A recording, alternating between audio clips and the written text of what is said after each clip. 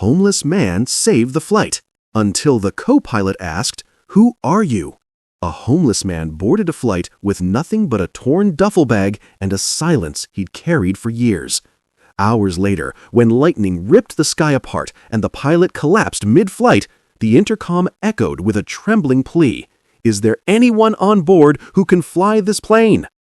Before we continue, make sure you subscribe and hit the bell, because what happens next will restore your faith in humanity.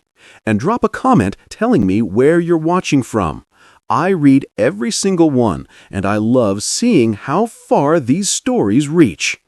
Thunder clawed at the wings as the storm swallowed the aircraft whole. The cabin shook violently.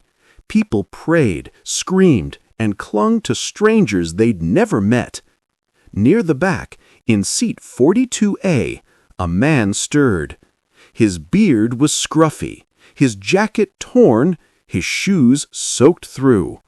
To everyone else, he was invisible. But tonight, the storm remembered him. The intercom repeated the desperate call.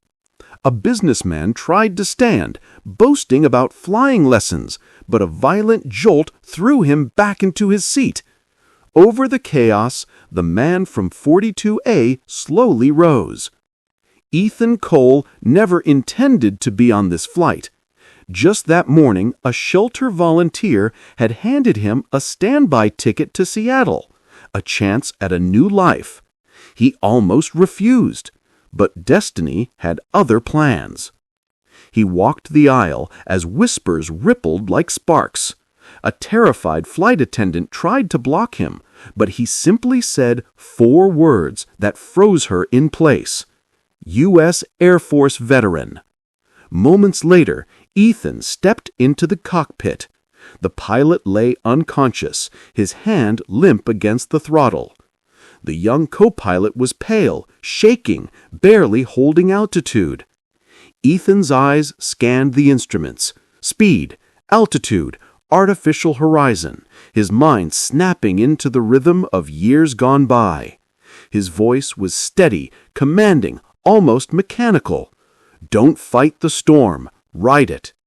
Ease the yoke, breathe. Trust your instruments, not your fear. Outside, lightning tore across the sky, painting the cockpit in flashes of white and blue. Inside, calm began to return, one breath at a time. In the cabin, a child whispered to his mother, "Is he a hero?" She held him close and said softly, "I think he used to be." Somewhere in first class, a man scoffed, "They're letting a bum fly the plane?" But an elderly woman folded her hands and whispered, "God sends help in strange uniforms." Minutes passed like hours. Ethan found a gap on the radar, a narrow corridor of calm between 2 storm walls. He guided the co-pilot through it with quiet precision. The plane leveled. The passengers felt the change. The screams turned to silence. As the city lights of Seattle pierced the dark clouds, tears welled in Ethan's eyes. He hadn't touched a control stick since the night he lost his squad and his will to live. But here he was, bringing hundreds home. The runway lights glowed amber through the mist. The wheels met the wet ground with a trembling thud. The storm was behind them. The danger was over. When the engines finally wound down, the cabin erupted in applause. Passengers hugged, cried, and cheered.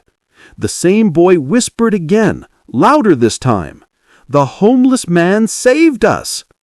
But Ethan only smiled faintly. He let the co-pilot take the radio call. He didn't need credit. Not anymore. As reporters rushed toward him on the tarmac, microphones flashing in the rain, he pulled up his hood and said quietly, "I'm just someone who remembered to land." And somewhere beyond the clouds, the sky that had once broken him seemed to whisper back, "Welcome home, pilot."